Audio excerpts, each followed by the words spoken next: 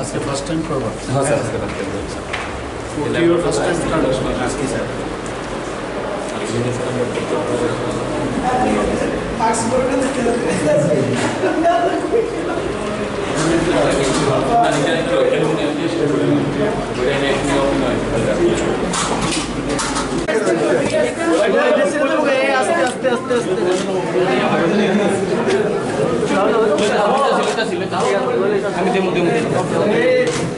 এই সবাই চিন্তা করো না, সবাই দিয়ে দেবো।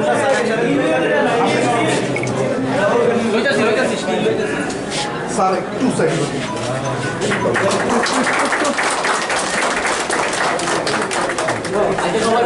বন্ধুগণ,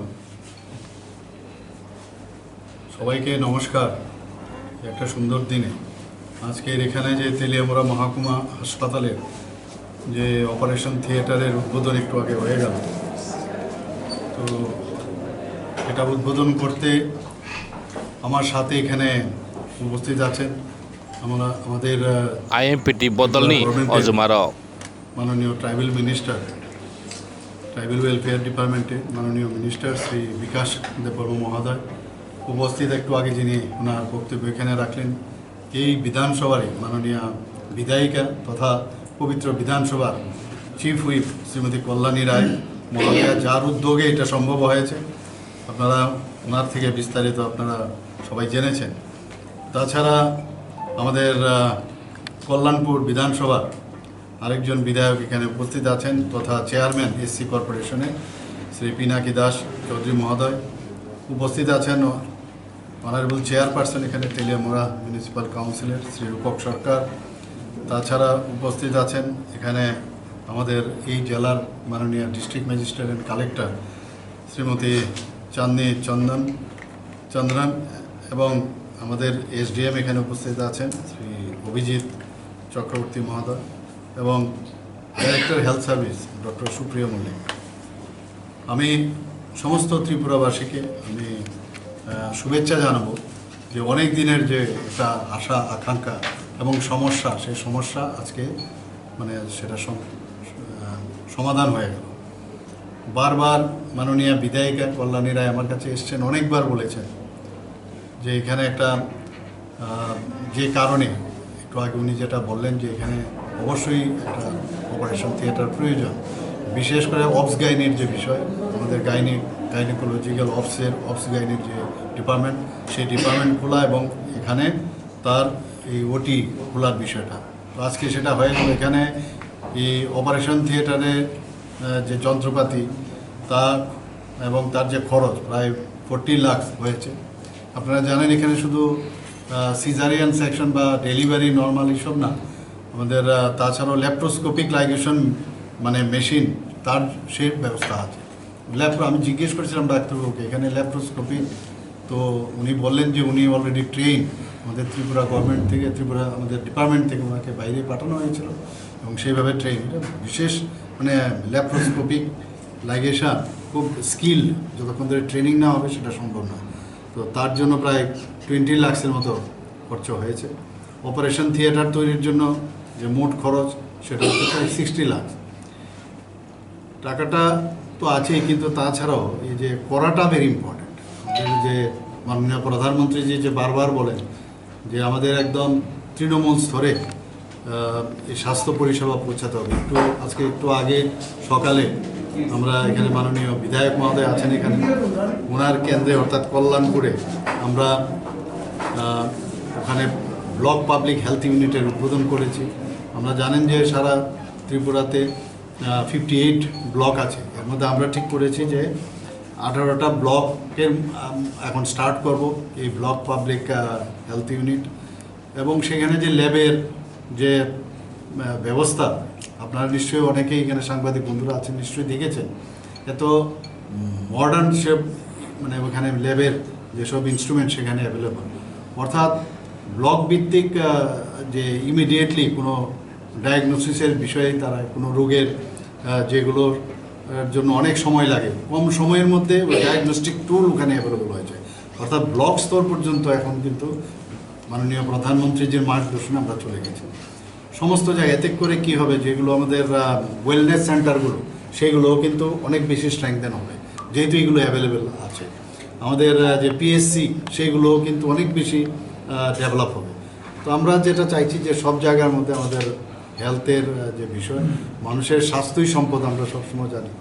তো আমরা চাই যে সব জায়গায় সেই স্বাস্থ্য ব্যবস্থা মানুষের কাছে পৌঁছানো। আমাদের এখানে আপনারা সবাই জানেন যে বহুদিন ধরে ডাক্তারদের প্রমোশন হয় না, প্রায় 23 বছর পরে 23 বছর পরে আমরা প্রমোশন দিয়েছি এবার, এবং এর জন্য ডাক্তারবাবুরা খুব খুশি। এমনও হয়েছে যে কোনো জায়গায় বাবা মা বা ছেলে মেয়ে একই গ্রেডে চাকরি করছিল এতদিন। আমাদের সরকার আসার পর ওনাদেরকে প্রমোশন দিয়েছি আমরা। ওনাদের যে হেলথ সার্ভিস রুল সেটাকেও পাল্টিয়েছি, এতে করে অনেক বেশি ডাক্তারের সংখ্যাও, সেই ক্যাডার যে স্ট্রেংথ সেটাও বেড়েছে। শুধু তাই নয়, আমাদের যে আগামী দিন আমাদের এমবিবিএস ডাক্তারদের সংখ্যা কম, সেখানেও সে প্রায় 79, 25 থেকে 79 আমাদের এমবিবিএসের ডাক্তারের যে আসন সংখ্যা সেটা বেড়েছে ওখানে। 79 মানে পোস্ট গ্র্যাজুয়েশন, এমবিবিএসের পরে যে পোস্ট গ্র্যাজুয়েশন 25 থেকে 79 করা হয়েছে। টিএমসি তো সেভাবে কাজ চলছে ত্রিপুরা মেডিকেল কলেজে।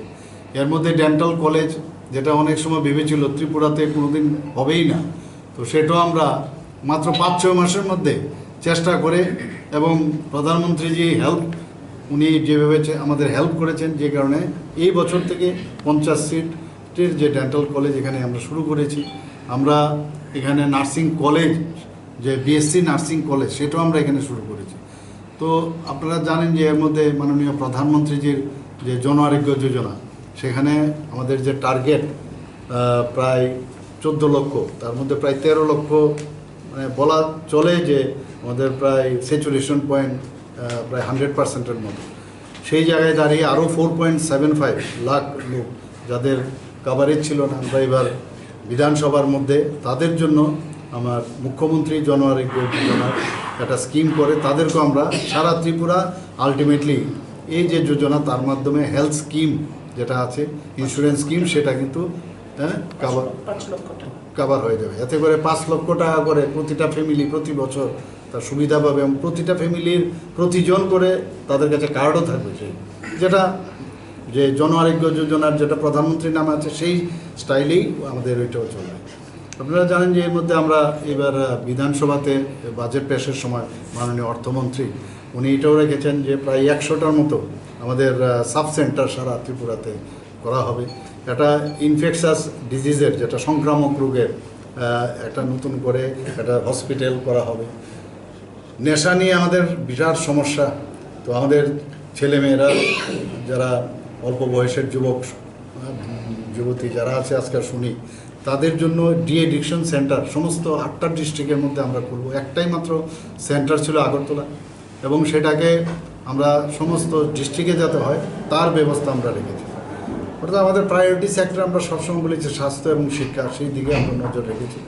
আজকে অত্যন্ত ভালো লেগেছে যে আমি একটা স্যাটিসফ্যাকশন আমার আসছে, কারণ যখনই কোথাও যায়, যখন কোনো ওখানকার কোনো এমএলএ, বিধায়ক বা জনপ্রতিনিধি যখনই বলেন যে হসপিটালের এই জিনিসটা নেই, ওই জিনিসটা দরকার, ডাক্তারের আমাদের সমস্যা আছে সব সারা ভারতবর্ষে, স্পেশালিস্ট ডক্টরের সমস্যা, কিন্তু মানে আমরা চেষ্টা করছি যাতে ওই যেটা বললাম 79 স্পেশালিস্টের আসন সংখ্যা বেড়েছে, তো সেই করে বিভিন্ন ডিপার্টমেন্টেরও আস্তে করতে পারবে, তাহলে আমরা সব জায়গায় ওই ডাক্তারদের যখন আমরা দিতে পারবো, তো আমরাও খুশি হব, মানুষ খুশি হলে তবেই আমরা খুশি হব। তো সেই